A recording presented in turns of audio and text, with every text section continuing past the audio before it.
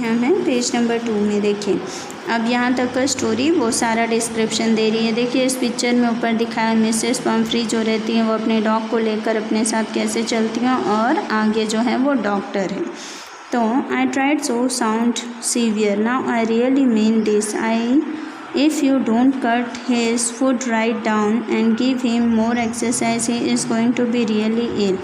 Doctor ने कहा देखिए मैं आपको बार बार बोल चुका हूँ, अब आप ये मैटर को सीरियसली लीजिए, इसका खाना थोड़ा कम करवाइए और इसको एक्सरसाइज करवाइए, नहीं तो ये बीमार हो जाएगा।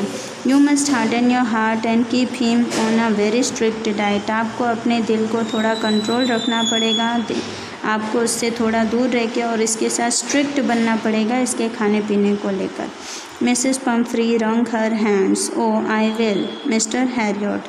अब मिसेस पम्फ्री ने अपने हाथ को हिलाते हुए कहा ओके ठीक है डॉक्टर मिस्टर हैरियट, मैं ऐसा करूँगी। I am sure you are right but it is so difficult, so very difficult. वो कहते हैं मुझे पता है कि आप जो कह रहे हैं वो सही है, लेकिन ये बहुत ही मुश्किल है, बहुत ही मुश्किल है मेरे लिए। She set of head down along the road as it determined to put the new regime into practice immediately।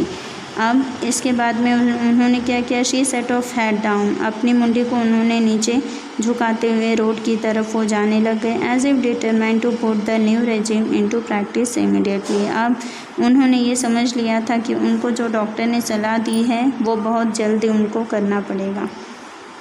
I watched their progress with growing concern. Tricky was tottering along in his little tweed coat.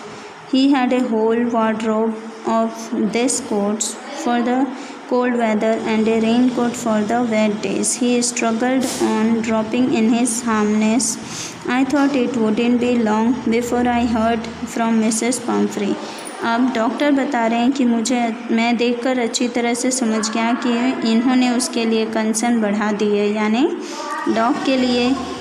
Dog की देखभाल करने में कोई कसर नहीं छोड़ी है, बल्कि उसके लिए और ज़्यादा केयर करने लग गई हैं। उसको इतने सारे कपड़े अलग अलग तरह की कोट्स पहनाती हैं कि पूरा एक वार्डरोब जो है वो कुत्ते की कोट से भर जाता है। ठंडी के लिए अलग, गर्मी के लिए अलग, यहाँ तक कि बारिश के दिनों में उसे निकालने के लिए अलग सा रेनकोट है।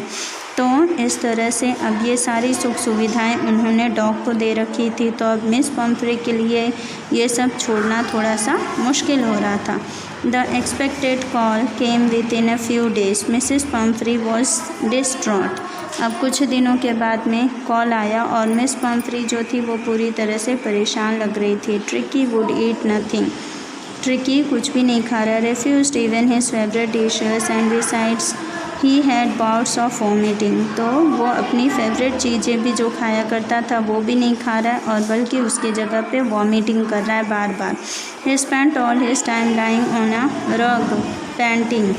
अब वो पूरा का पूरा दिन अपना जो है रग यानी कि बोरे के ऊपर बिताता है। Didn't want to go for walks में जाना भी नहीं चाहता है। Didn't want to do anything, वो कुछ नहीं करना चाहता। I had made my plans in advance.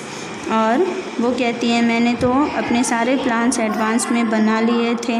The only way was to get Tricki out of the house for a period.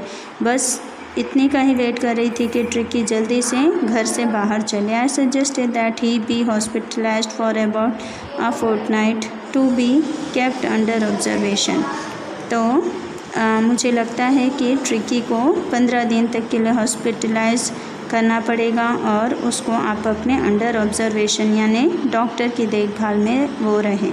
The poor lady almost swooned. She was sure he would pine and die if he did not see her every day.